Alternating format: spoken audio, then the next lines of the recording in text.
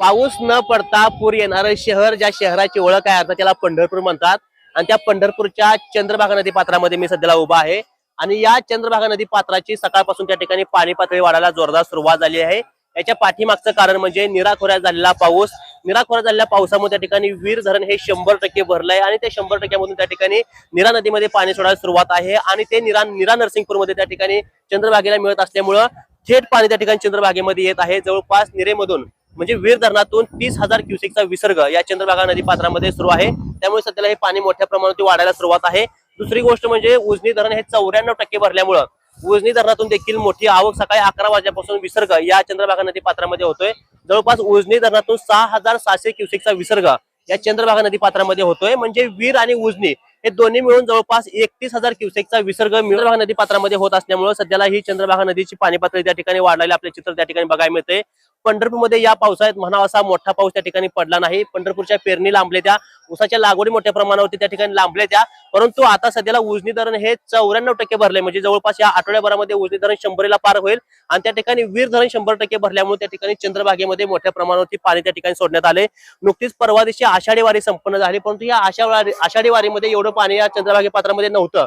परंतु त्या ठिकाणी वीर धरणातून आता मोठा विसर्ग या ठिकाणी सोडण्यात येणार आहे. म्हणजे वीर मधून 25,000चा विसर्ग या चंद्रभागा नदी पात्रामध्ये आहे आणि उजनी मधून 6,700चा म्हणजे 31,000चा मिळून विसर्ग या चंद्रभागा नदी पात्रामध्ये त्या ठिकाणी होतोय. प्रशासनाकडून त्या ठिकाणी सातत्याने वारंवार शेतकऱ्यांना सूचना देण्यात येते की सतर्क राहावा. सावधानतेचा इशारा या ठिकाणी प्रशासनाकडून शेतकऱ्यांना वारंवार त्या ठिकाणी देतोय. भीमा नदीच्या शेजारी असलेल्या सर्व शेतकऱ्यांना या ठिकाणी हा इशारा देण्यात येतोय. आपल्या ज्या वस्तू नदी पात्रामध्ये आहे, जनावरे, आपल्या मोटरी या काढण्याचा देखील त्या ठिकाणी इशारा प्रशासनाकडून त्या ठिकाणी सातत्याने येतोय. दगडी फुलावरती तुम्ही बघू शकता, दगडी फुलावरची वाहतूक पूर्णपणे सध्या त्या ठिकाणी बंद करण्यात आले. फक्त त्या ठिकाणी वारकऱ्यांचा आहे सोय आहे. पूर्णपणे वाहतूक या दगडी फुलावरची या प्रशासनाने त्या ठिकाणी बंद करण्यात आले. या नदीपात्रामध्ये आता सध्याला बघू शकता आषाढी वारी नुकतीच झाल्यामुळे मोठ्या प्रमाणात भाविक या पंढरपूरच्या नदीपात्रामध्ये त्या ठिकाणी येत आहेत. परंतु या ठिकाणी सुरक्षित योजना देखील त्या ठिकाणी मोठ्या प्रमाणात काम करते. वारकऱ्यांना जास्त आतमध्ये त्या ठिकाणी उतरवू दिलं जात नाही, कारण ही पाणी पातळी दिवसेंदिवस त्या ठिकाणी वाढत आहे. जर असाच निराखोऱ्यामध्ये आणि उजनी पाणलोट क्षेत्रामध्ये जर मोठ्या प्रमाणात पाऊस झाला तर पंढरपूरला पूरजन्य परिस्थिती त्या ठिकाणी होऊ शकते.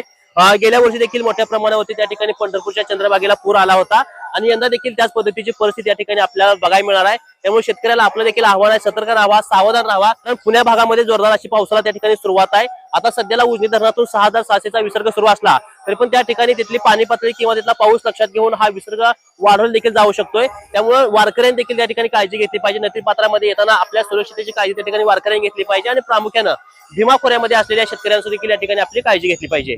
धन्यवाद.